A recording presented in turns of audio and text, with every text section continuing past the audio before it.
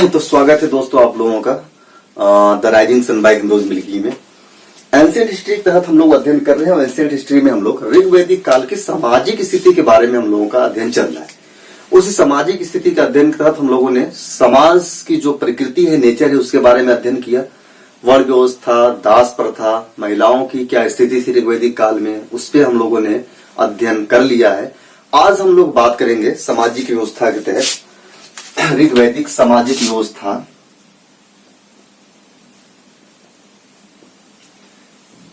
ऋग्वैदिक सामाजिक व्यवस्था। तो आज ऋग्वैदिक सामाजिक व्यवस्था के तहत हम लोग जो अध्ययन करने वाले हैं, पहले अध्ययन करेंगे हम लोग पर्दा प्रथा। देखेंगे पर्दा प्रथा था या नहीं ऋग्वेद में। उसके बाद सती प्रथा हम लोग देखेंगे, सती प्रथा का उल्लेख होता है या नहीं। उसके बाद हम लोग देखेंगे इनके खान एवं पान, खान पान की चर्चा किया जाए। इसके बाद इनके वस्त्र का उल्लेख किया जाएगा, फिर आभूषण और शिक्षा। वस्त्र, आभूषण एवं शिक्षा, यानी इतने बिंदुओं पे आज हम लोग अध्ययन करेंगे। एक बिंदु और होगा लास्ट में मनोरंजन।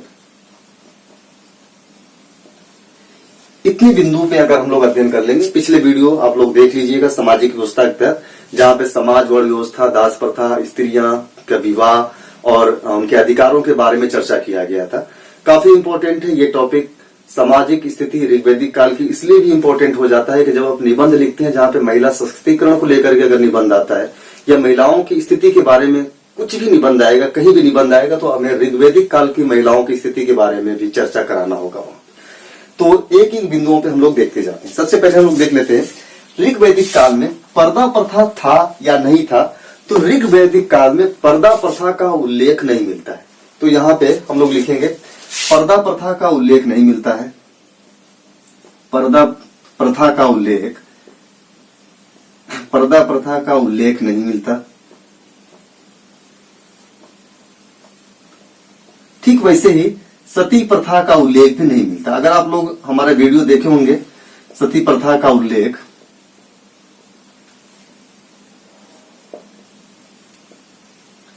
अगर हमारी वीडियो आप लोग देखे होंगे, ऐतिहासिक स्रोत के बारे में हम लोग जब पढ़ रहे थे एंशिएंट हिस्ट्री के, तो वहां पे हमने बताया था सती प्रथा का उल्लेख गुप्त काल में मिलता है, जहां एरण अभिलेख में इसका जिक्र होता है। ऋग्वैदिक काल में सती प्रथा का उल्लेख नहीं मिलता है। अब हम लोग आते हैं इनके खान और पान पे, सबसे इंपॉर्टेंट चीजें। तो खान पान एक अलग से आप लोगों का हेडिंग होगा।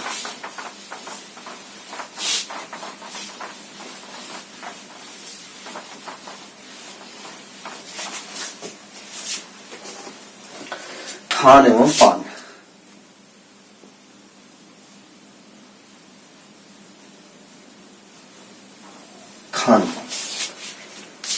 खान पान का जो अध्ययन है वह सामाजिक व्यवस्था के तहत ही किया जाता है।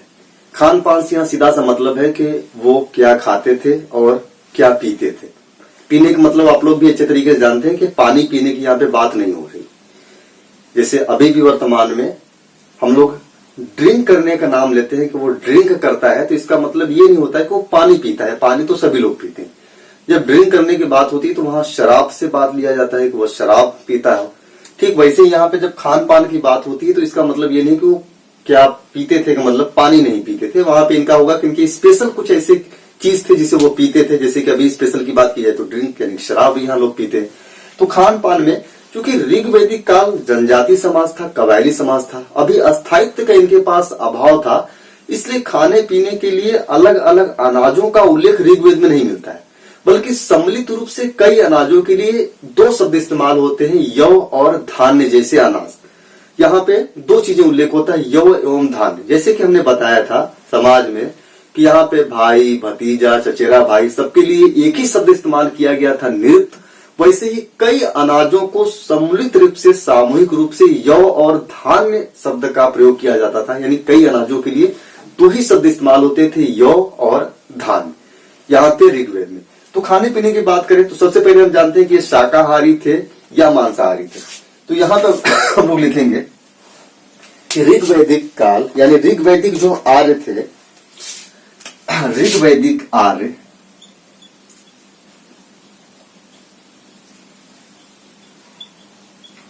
शाकाहारी एवं मांसाहारी दोनों थे। मांसाहारी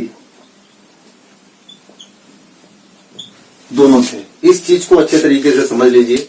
ऋग्वेद के जो आर्य थे या ऋग्वैदिक काल के जो लोग थे वो शाकाहार का भी भोजन में प्रयोग करते थे, अनाजों का भी, और मांसाहारी भी वो भोजन के रूप में इस्तेमाल करते थे। जब हम शाकाहारी की बात करेंगे तो शाकाहारी में वो कई अनाजों का भोजन के रूप में इस्तेमाल करते थे। जैसे शाकाहारी, हेडिंग डालेंगे आप लोग, शाकाहार। अगर शाकाहार की बात किया जाए तो वो कई प्रकार के अनाजों का उपयोग करते थे, लेकिन ऋग्वेद में अलग अलग मतलब कई प्रकार के अनाजों का जिक्र नहीं हुआ है। वहां पे सिर्फ दो शब्द आते हैं, यौ और धान। यहां हम लोग लिखेंगे अनाजों के रूप में, अनाजों के रूप में ऋग्वेद में यौ एवं धान्य शब्द का उल्लेख मिलता है। यौ एवं धान्य शब्द का उल्लेख मिलता है।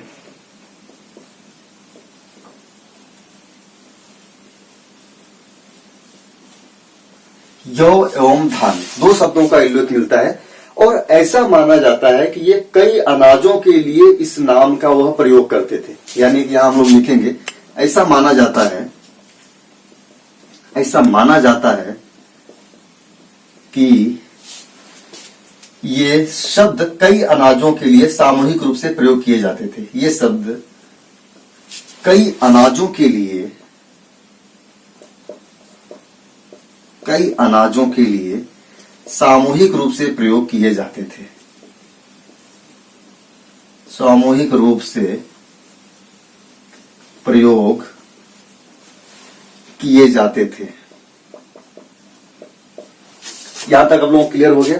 शाकाहार के रूप में अनाजों का हमने उल्लेख किया। इसके अलावा भी हम लोग देखते हैं काफी अच्छी चीजें भी। ये तो अनाज हो गया, जैसे हम भी आप लोग भी देखते हैं सामान्य रूप से हम लोग दाल चावल सब्जी रोटी का इस्तेमाल करते हैं, लेकिन इसके अलावा भी हम लोगों को कुछ स्पेशल चीजें होता है। स्पेशल चीज में जैसे हमें अगर हमारी बात किया जाए वर्तमान में, तो इस समय हमें जो सबसे पसंद है, इसके अलावा दाल चावल सब्जी रोटी के अलावा हमें खीर और पराठे बहुत पसंद है।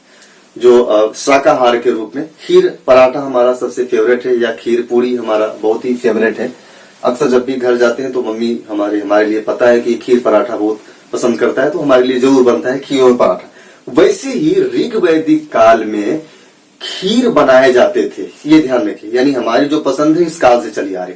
ऋग्वैदिक काल के आर्यों का इसके अलावा जो मुख्य जो पेय था, मुख्य जो भोजन था, सॉरी पेय नहीं, मुख्य भोजन था, वो खीर था, पनीर था और पुआ। पुआ के बारे में आप लोग शायद जानते हो। 3 चीज लिख लीजिए, खीर, पनीर और पुआ भी वो बनाते थे। आर्य लिखेंगे आर्यों का पसंदीदा भोजन यौ एवं धान्य के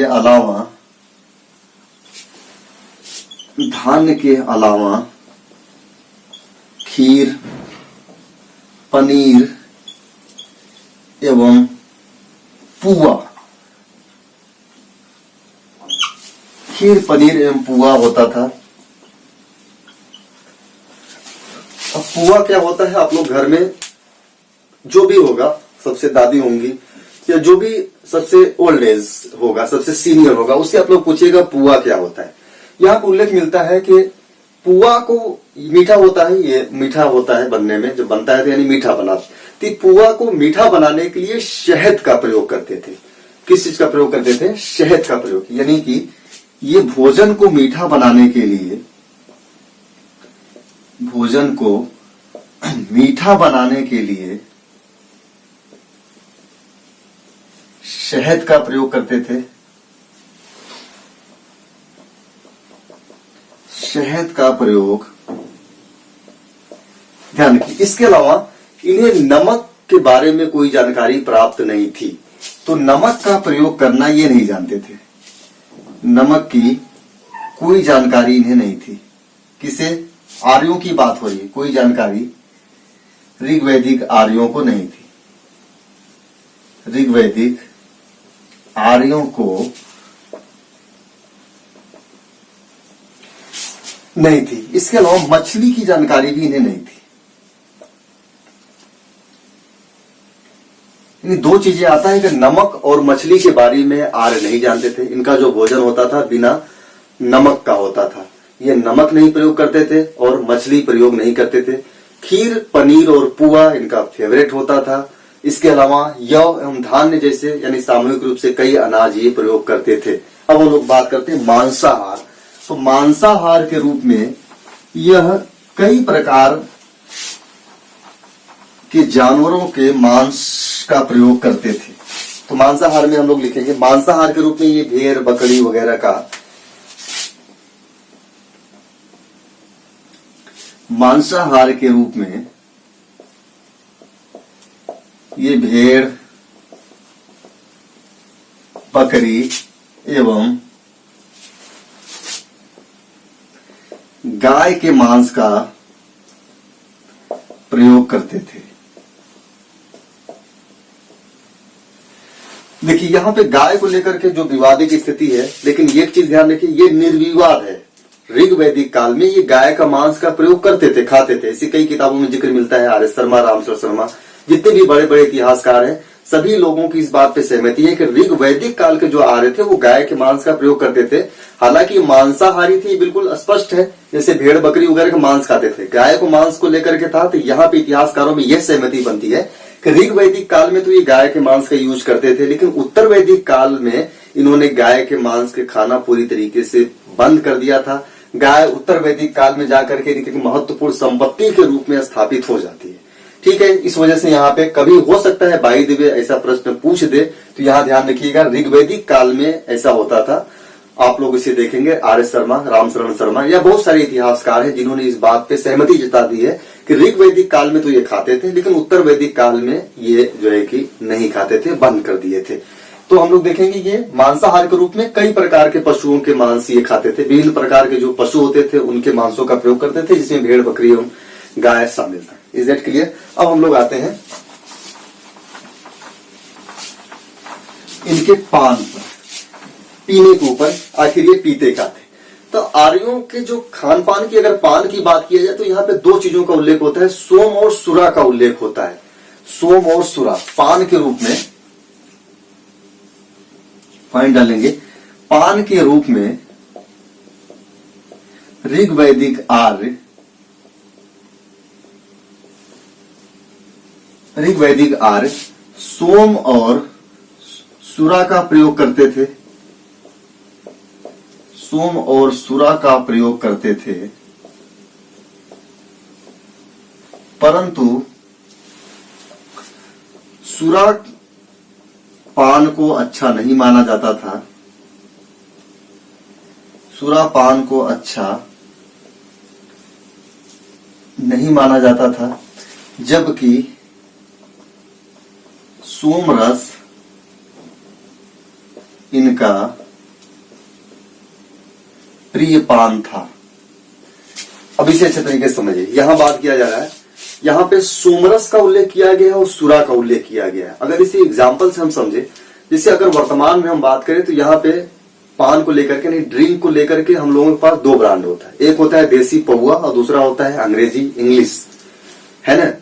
तो वर्तमान में बात किया जाए, देसी पौवा को अच्छा नहीं माना जाता है। जो भी देसी पौवा पीते हैं लोग, उनको ढेर सारे लोग गाली देते हैं, अच्छा भी नहीं माना जाता। लेकिन अगर कोई अंग्रेजी शराब पी रहा है, ब्रांडेड शराब लेके पी रहा है, तो उसे प्रतिष्ठा का विषय माना जाता है और अच्छा माना जाता था। यहाँ पे भी हमने बताया था कि हिमालय पर्वत का उल्लेख ऋग्वेद में किया गया। हिमालय पर्वत का एक चोटी है, भुजबंध का उल्लेख किया गया है। सॉरी, पूरा हिमालय पर्वत का उल्लेख नहीं है, लेकिन हिमालय पर्वत की एक चोटी भुजबंध का उल्लेख किया गया है ऋग्वेद में।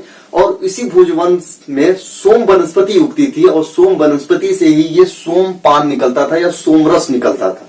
तो उस सोमरस को पीने को आर्यों ने अच्छा माना और सबसे प्रिय पेय पदार्थ उनका, यानी कि सबसे प्रिय अगर पीने में बात की जाए तो सोमरस इनका सबसे प्रिय पेय पदार्थ था। लेकिन सुरा का भी उल्लेख मिलता है, यानी शराब का भी उल्लेख मिलता है, और शराब को पीना अच्छा नहीं माना गया है। इस प्रकार से हम ये देखते हैं कि ऋग्वेद में शराब पीने का वर्जित किया गया है, यदि आप ऋग्वेद को अपनी धार्मिक किताब मानते हैं तो वर्तमान समय में शराब पीना ऋग्वेद में भी गलत बताया गया है और अभी वर्तमान में भी शराब पीना पूरी तरीके से गलत माना जाता है। इसको ध्यान रखिए। बहुत सारे धर्मों में इस प्रकार से शराब पीने की आदि बना दिया जाता है या इस प्रकार से लोग पीते हैं जैसे लगता है ये धार्मिक रूप से ऐसा कहा गया है, लेकिन ऋग्वेद इस बात का स्पष्ट खंडन करता है कि सुरा पीना अच्छा नहीं है, उसे न पिया जाए। सोमरस के बारे में जिक्र आता है कि इनका सबसे प्रिय पेय पदार्थ था, लेकिन वास्तव में जो सोमरस होता था बहुत ही फायदेमंद होता था, वनस्पति से निकाला गया होता था, ताकतवर होता था, इसलिए आर्य सोमरस का सेवन करते थे। लेकिन सुरा को अच्छा नहीं माना गया, उसकी बुराई की गई है, उसे मना किया गया है कि सुरा न पिया जाए। तो ये ध्यान रखिए। तो प्रश्न पूछा जाता है कि आर्यों का सबसे प्रिय पेय पदार्थ क्या है? तो आर्यों का सबसे प्रिय पेय पदार्थ है सोमरस। क्लियर हो गया? अब हम लोग आगे आते हैं इनके वस्त्र के ऊपर आते हैं।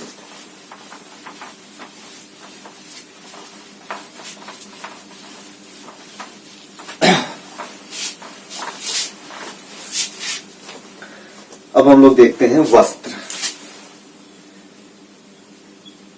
एवं आभूषण।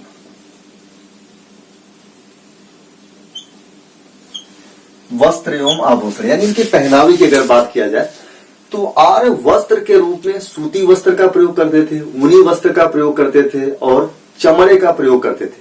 यहाँ सूती वस्त्र का मतलब ये ध्यान रखिए कि यहाँ कपास का उल्लेख नहीं किया गया है। यहाँ सूती वस्त्र का मतलब सनई से प्राप्त जो सूत होता था, सूत का प्रयोग किया गया है। यह हम लोग देखेंगे सूत का प्रयोग है, न कि सूती वस्त्र का। तो आर्य सूत के बने हुए वस्त्र, यहां ब्रैकेट में आप लोग लिख लेंगे कपास का नहीं। कपास का उल्लेख ऋग्वेद में नहीं मिलता है। सूत मिलता है, जो सनई एक होता है उसी से सूत बना करके उसके वस्त्र मिलते हैं। ऊन के बने हुए वस्त्र,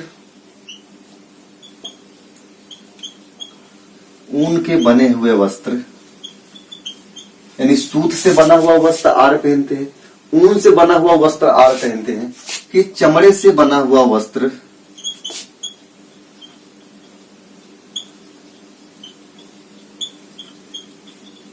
चमड़े से बना हुआ वस्त्र आर्य पहनते हैं। यानी आर्य के जो कपड़े होते थे ऊन के बने होते थे, सूत के बने होते थे और चमड़े के बने होते थे।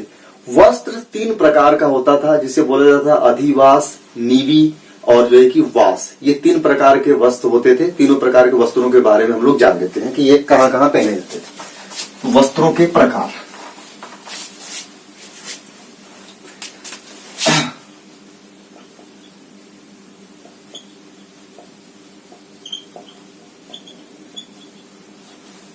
वस्त्रों के प्रकार तो पहला होता था वास या वासस भी बोला जाता था। इसे ध्यान रखिए। यानी जैसे हम लोग देखते हैं कि वस्त्र कई प्रकार के होते थे। यहाँ पे वास या वासस नाम का जो वस्त्र होता था वह कमर पर पहना जाने वाला वस्त्र होता था, यानी कमर के ऊपर पहना जाने वाला वस्त्र होता था। तो यह हम लोग लिखेंगे कमर पे पहना जाने वाला वस्त्र था।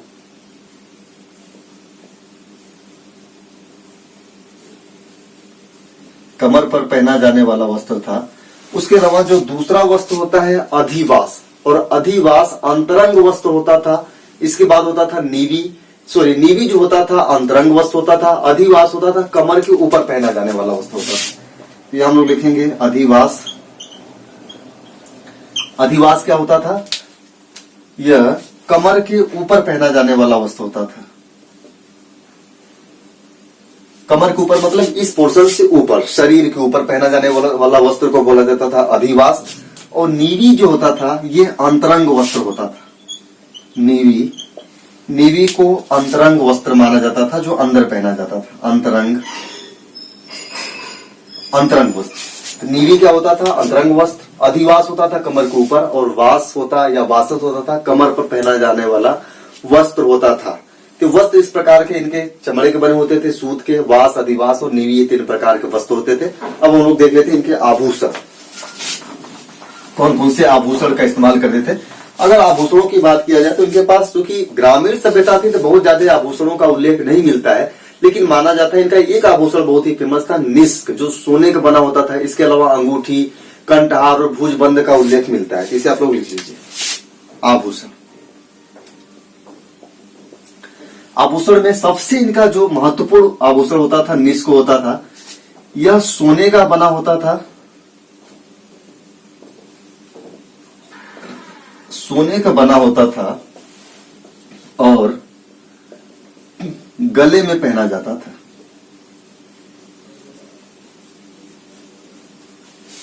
सोने का बना होता था, गले में पहना जाता था। इसके अलावा अंगूठी, भुजबंद, यानी इसके अलावा 3-4 और आभूषणों का जिक्र होता है। अंगूठी का जिक्र होता है, भुजबंद का जिक्र होता है और कंठहार का जिक्र होता है। तो एक चीज यहां पर लिखें, कंठहार। अंगूठी, भुजबंद और कंठहार, ये इस प्रकार के आभूषण का प्रयोग करते थे। लास्ट पॉइंट बचा हुआ है मनोरंजन और शिक्षा। 2 बिंदु हैं, दोनों से हम लोग देख लेते हैं।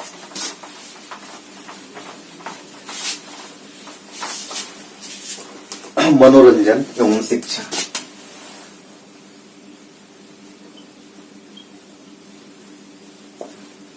मनोरंजन के साधन के रूप बात किया जाए तो इनके मनोरंजन के जो साधन थे वह थे घुड़दौड़ थे, रथ दौड़ थे, नृत्य था, संगीत था और पासा। तो मनोरंजन के साधन में पहला पॉइंट लिख लेंगे हम लोग, घुड़दौड़। दूसरा रथ दौड़, तीसरा नृत्य,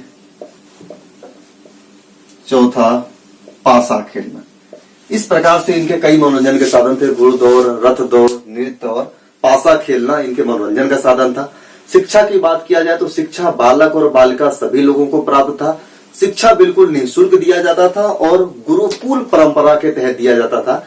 जो आज हम लोग गुरुकुल का नाम सुनते हैं, वास्तव में यह जो गुरुकुल परंपरा की शुरुआत की गई थी वह ऋग्वैदिक काल में ही शुरुआत कर दी गई थी।